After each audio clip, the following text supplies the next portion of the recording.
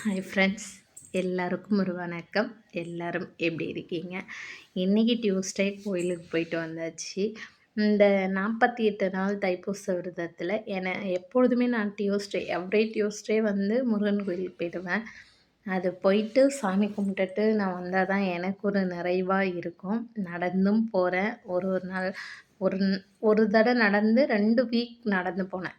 அடுத்த வீக்கில் பார்த்திங்கன்னா வண்டியில் போயிட்டேன். ஏன்னா மழை டைம் இருந்ததா, சரி மழை தூர்றப்போ மழை ஸ்டாப் ஆன நேரத்தில் நம்ம போயிட்டு வந்துடலாம் அப்படின்ட்டு போயிட்டேன். இன்றைக்கி பாப்பாவை கூப்பிட்டு போனேன். பாப்பாவை கூப்பிட்டு போயிட்டு வர்றதுனால கொஞ்சம் அவள் வர்றதுனால டைமிங் எடுக்குங்கிறதுனால வண்டியிலே போயிட்டேன். அப்புறம் நிறைய பேர் சொல்லுங்கள், பனியில் வந்து இந்த ஸ்கின் சேஞ்சஸ் நல்லாவே வந்து தெரியுது. அப்போல்லாம் வந்து ஃப்ரெண்ட்ஸ் எனக்கு வந்து நான் கான்வென்ட்டில் படிக்கும்போது எனக்கு என்ன கொடுத்துடுவாங்கன்னா, அரப்புத்தூள் கொடுத்துடுவாங்க. தலைமுடி நல்ல ஹேர் க்ரோத் இருக்கும். இப்போ பார்த்திங்கன்னா இவ்வளோ லென்த்தை விட லென்த்து நீட்டாக இருக்கும். திக்னஸ் பார்த்திங்கன்னா இப்போ தலை குளித்ததுனால பஃப்னு தருது. இவ்வளோ திக்னஸ் வந்து எனக்கு ஒரு புடி அந்த பிடிச்சி பின்னுவாங்கள்ல, எங்கள் அத்தை வந்து பின்னும்போது திட்டுவாங்க. குதிரைக்குள்ள மாதிரி இந்த குதிரைங்க அடங்காத மாதிரி இருக்கு முடி அப்படிலாம் சொல்லுவாங்க. அவ்வளோ ஒரு ஸ்ட்ராங்காக இருக்கும். என்ன கொடுப்பாங்கன்னா, அரப்புத்தூள் கொடுப்பாங்க. அப்புறம் வந்து செம்பருத்தி இலைய காய வச்சு அதை பொடி பண்ணி கொடுப்பாங்க. நாங்கள் மேக்ஸிமம் ஷாம்பு வந்து மீரா சீயக்காவை தவிர நான் எதுவுமே எனக்கு தெரிஞ்ச அந்த ஸ்டார்டிங்கில் அதுதான் ஷாம்புன்னு யூஸ் பண்ணதே கிளினிக் ப்ளஸ் தான் ஃபஸ்ட்டு. அப்போல்லாம் நல்லா இருந்துச்சு. கடைசியில் தண்ணி பார்த்திங்கன்னா பீச் ஓரம் தான் கான்வென்ட்டுங்கிறதுனால, தரங்கம்பாடிங்கிறதுனால எங்களுக்கு வந்து உப்பு தண்ணி தான். அந்த உப்பு தண்ணியெல்லாம் நல்லா க்ரோத் இருக்கும். ஆனால் ஹேர் கலர் வந்து ஒரு மாதிரி இந்த செம்பட பாஞ்சிருக்குன்னு சொல்லுவாங்கள்ல, அந்த மாதிரி இருக்கும். ஆனால் இப்போ பார்த்திங்கன்னா ஹேர் ஃபால் வந்து ஆஃப்டர் மேரேஜுக்கு அப்புறம் ஹேர் ஃபால் ஆணுச்சு. ஆனால் சடனாக நம்மளது வந்து ஒரு ஆமாம் 1 மந்த்தா எங்கள் வீட்டுக்காரவங்க வரத்துக்கு முன்னாடி ஒரு 3 மந்த்துக்கு முன்னாடி பார்த்திங்கன்னா 2 பேருக்குமே பாப்பாவுக்கு எனக்கு ஏன் தான் அவ்வளோ ஹேர் கொட்டுனுச்சுன்னே தெரியல. அவ்வளோ கொட்டிடுச்சு முடி. என்ன நமக்காவது ஏதாவது நம்மளுக்கு வந்து ஹார்மோன் சேஞ்சஸ் இருக்கலாம், அதனால கொட்டலாம். ஆனால் பாப்பாவுக்கு நல்லா சத்துள்ள பொருள் கொடுக்குறோம், ஏன் ஹேர் கொட்டுது, ஹேர் ஃபால் ஆகுது, க்ரோவே வந்து குட்டி குட்டி க்ரோ ஆகுது, ஆனால் ஹேர் ஃபால் நிறைய ஆகுது. அப்புறம் பார்த்தா தண்ணியில் ஏதோ சிலிக்கான் டை ஆக்சைடு அதிகமாக இருந்தது, கால்சியமும் அதிகமாக இருந்தது. அதனால சொல்லிட்டு அப்புறம் தண்ணியை லேபுக்கு டெஸ்ட்டு பண்ணிவிட்டு அதை ப்யூரிஃபையராக மாற்றணும். ஆனால் வந்து நம்ம சொல்கிறது தான் ஃப்ரெண்ட்ஸ், அந்த காலத்தில் எதுவுமே கெமிக்கல்ஸ் கிடையாதா, அதனால் வந்து நல்லாவே இருந்துச்சு. அதே மாதிரி பார்த்திங்கன்னா எந்தவித காய்கறியிலையும் கெமிக்கல் கிடையாது, நம்ம சாப்பிட்ற சாப்பாட்லேயும் கெமிக்கல் கிடையாது. அதனால நல்லா இருந்திருக்கு ஹேர் க்ரோத். பட் ஆனால் இப்போது இல்லை. இப்போ வந்து நம்ம தான் பார்க்குறோமே, பாலிஸ்டராக வேணும் காயினா அதில் கெமிக்கல்ஸ் இருக்குதான். ஒரு நிமிஷம் ஃப்ரெண்ட். பார்த்திங்கன்னா டெய்லியும் வந்து 4:00 இல்லைன்னா 3:30க்கெலாம் எழுந்திரிச்சிருவேன். நேற்று 3:00 எழுந்திரிச்சிட்டேன். இன்றைக்கி ஆனால் 4:00 தான் எழுந்திரிச்சேன். ஏன்னா படுக்கவே 9:30 ஆகிடுச்சி. நம்ம வந்து அந்த டைமிங் கொஞ்சம் தூங்கலை அப்படின்னா நமக்கு வந்து உடம்பு சிக்காயிடுங்கிறது தெரியுது. ஆனால் வந்து நார்மல் தூக்கத்தை விடவே இப்போ வந்து கம்மியாக தான் தூங்குகிறேன். இருந்தாலும் கோலம் போடுறதுங்கிறத தாண்டி இந்த 48 நாள் விரதத்தில் நம்ம காலையில் எப்படியாவது பிரம்ம முகூர்த்தத்தில் விளக்கேற்றி சாமி கும்பிட்ருவோங்கிறதுனால தான் எழுந்திரிக்கிறேனே. அதுவும் இல்லாமல் மார்கழி மாதம் வந்து சொல்லுவாங்க பூட மாதம் அப்படின்னு சொல்லிட்டு அந்த தீபம் ஏற்ற ஏற்ற இருளை அந்த ஒளியை அகற்றுற மாதிரி இந்த அந்த மாதத்தில் வந்து நம்ம வந்து இருள் அதிகமாக இருக்குங்கிறதுனால தான் வெளிச்சம் கொடுக்கறதுக்காக தீபம் ஏற்றுறது. இன்னொன்று, நம்ம இறந்தவர்கள் வந்து வீட்டுக்கு வருவாங்க. அப்போ வந்து நம்ம தூங்கிட்டு அந்த பூட மாதத்தில் விளக்கேத்தாமல் இருக்கும்போது அது அவங்களுக்கு ஒரு கஷ்டம் அப்படின்னா எங்கள் பாட்டியெல்லாம் சொல்லி ஏற்றுவாங்க, அவ்வாலாம். நானும் அதே மாதிரி தான் இன்ன வரைக்கும். சரி, அதனால வந்து மார்கழி மாதம் அப்படிங்கிறது வந்து இன்னொன்று என்னென்னா, என் அம்மாவோட இறந்த மந்த்தும் இதுதான். அதனால வந்து விளக்கு கரெக்டாக ஏற்றிட்டே தான் இருப்பேன் காலையில். அதனால் சாமி கும்பிட்றப்ப நமக்கும் ஒரு மன நிறைவு வேறு எங்கேயும் கிடைக்கல ஃப்ரெண்ட்ஸ். நம்ம வந்து தனியாகவே இருக்கும்பொழுது நம்ம எதுலையாவது ஒன்றில் நம்மளோட இன்ட்ரெஸ்ட்டை போகும் அப்படிங்கிறத தாண்டி நம்மளுடைய அன்பு வந்து முருகன்கிட்ட அளவுக்கு அதிகமாக போகும்போது எனக்கு வந்து நேரம் கிடைக்கிறப்பலாம் அவன் பேரு அப்படிங்கிறத தாண்டி எனக்கு அவன் தான் ஃபுல்லாவே. அந்த நேரம் கிடைக்கிறப்ப என்னுடைய வேலைகள செய்றேன் அப்படிங்கிற மாரி ஆயிடுது.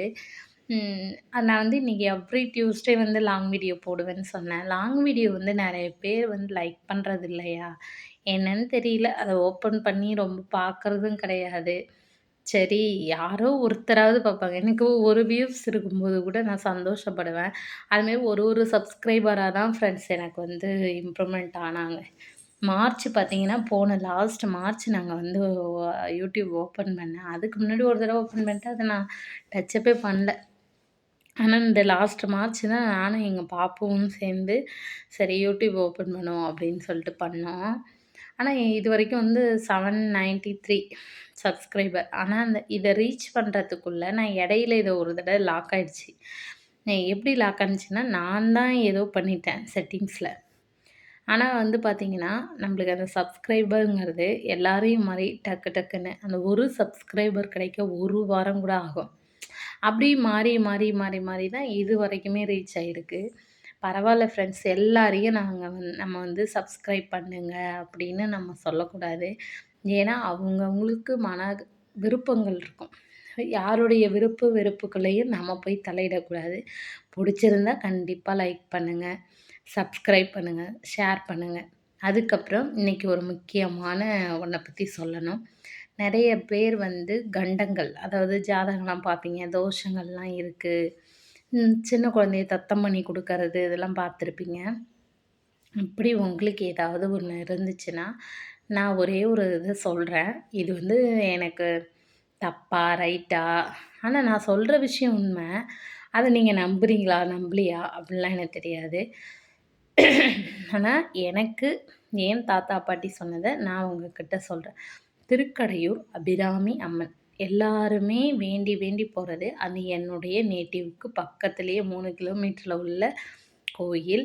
அபிராமிய வணங்காதவங்க இருப்பாங்களா? அதே மாதிரி அபிராமி கோயில்ல உள்ள இருக்கிறவரது அமிர்தகடேஸ்வரர். அந்த அமிர்தகடேஸ்வரர் சுவாமிக்கு பக்கத்துல கால சம்கார மூர்த்தி அப்படின்னு ஒரு சாமி இருப்பாங்க. அது யாரும் இல்ல. அமிர்தகடேஸ்வரரோட இன்னொரு தோற்றம் தான். அதாவது அவதாரங்கள் மாரி கால சம்ஹாரமூர்த்தி. அதிலயே உங்களுக்கு அர்த்தம் புரியணும். காலனை சம்ஹாரம் பண்ணின மூர்த்தி. கால சம்ஹார மூர்த்தி. ஏன் வந்து அப்படின்னு பார்த்தீங்கன்னா, இன்னொன்னு அங்கருந்து நம்ம வந்து 1 கிலோமீட்டர் கிட்டத்தட்ட வந்தோம்னா மணல் மேடு இருக்கும். டீ மணல் மேடு. பட்டவர்த்தி மணல் மேடு கிடையாது. டீ மணல் மேடு.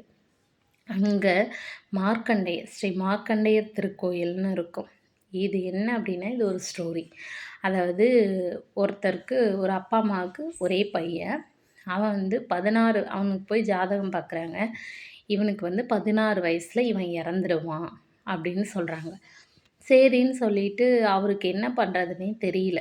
சாமிக்கிட்ட வந்து என்ன பண்ணிடுறாரு, "நான் உன்னுடைய திருக்கோயில நம்பி கொண்டு வந்து விட்டுர்றேன். அவன் உனக்கு பூஜைகள் பண்ணிட்டு இருக்கட்டும். என்ன நடந்தாலும் நீ பார்த்துக்கோ." அப்படின்னு சொல்லிட்டு கோயில்ல கொண்டு வந்து விட்டுர்றாங்க. அவங்க அம்மா. அவன் தினமும் தண்ணி எடுத்துட்டு வந்து பூஜை பண்ணிக்கிட்டு இருக்காரு. அமிர்தகடேஸ்வரருக்கு அந்த மார்க்கண்டேயர்ங்கிற பையன் தான் பூஜை பண்றது. ஃபர்ஸ்ட்டு பார்த்தீங்க அப்படின்னா, போய் கடல்ல தான் தண்ணி எடுத்துட்டு இது வந்து உண்மை சம்பவம் தான் சொல்லுவாங்க. அதாவது தரங்கம்பாடி கிட்ட இருக்கிறதுனால, அந்த கடல்ல போய் தண்ணி எடுத்துட்டு வர்றாரு.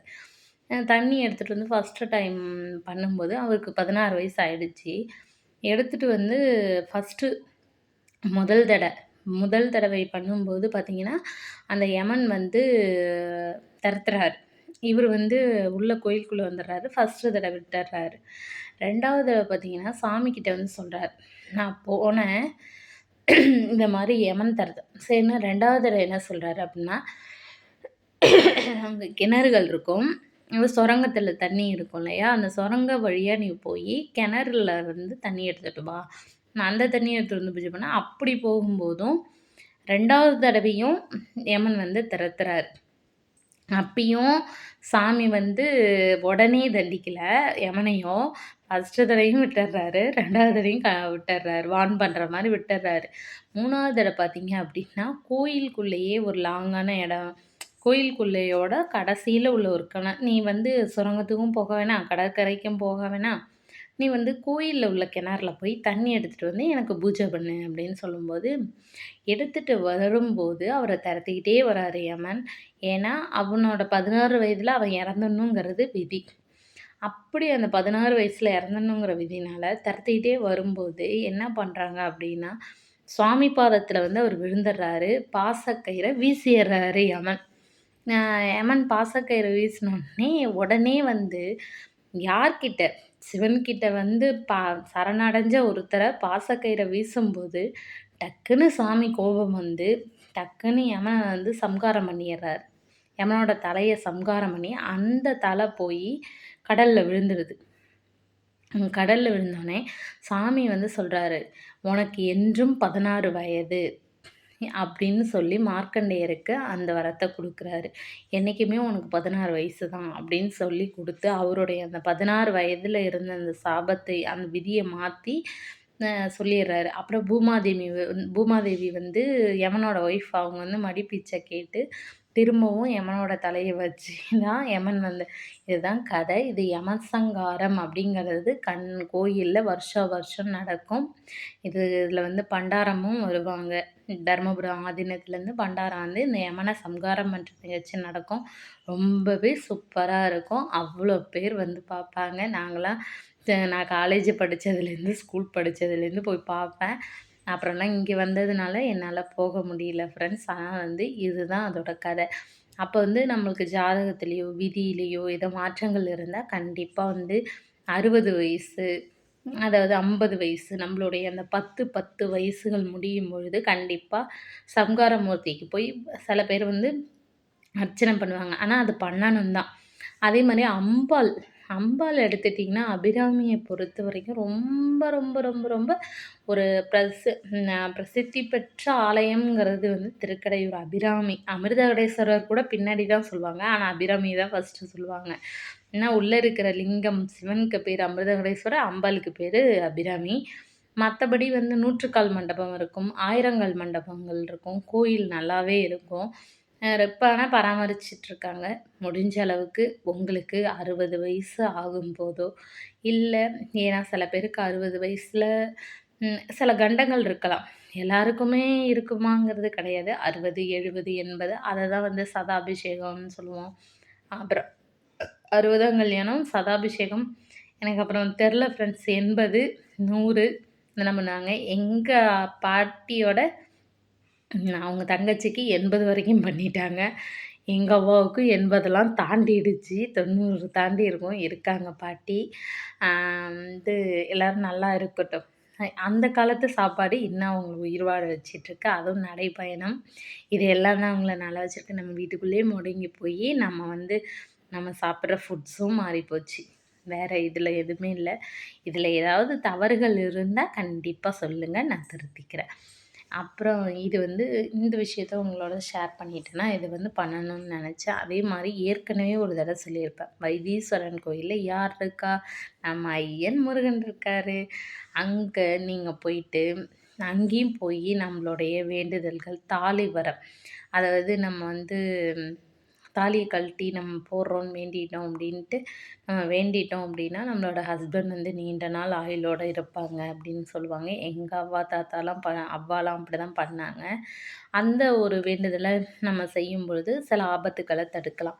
உண்மையிலே தெய்வங்கள்ங்கிறத வந்து நம்ம வந்து உண்மையிலே நம்பணும் ஃப்ரெண்ட்ஸ். நமக்கு ஒரு ஆபத்து வரும்போது மட்டும் நம்ம கூப்பிட்டுட்டு விட்டுறக்கூடாது.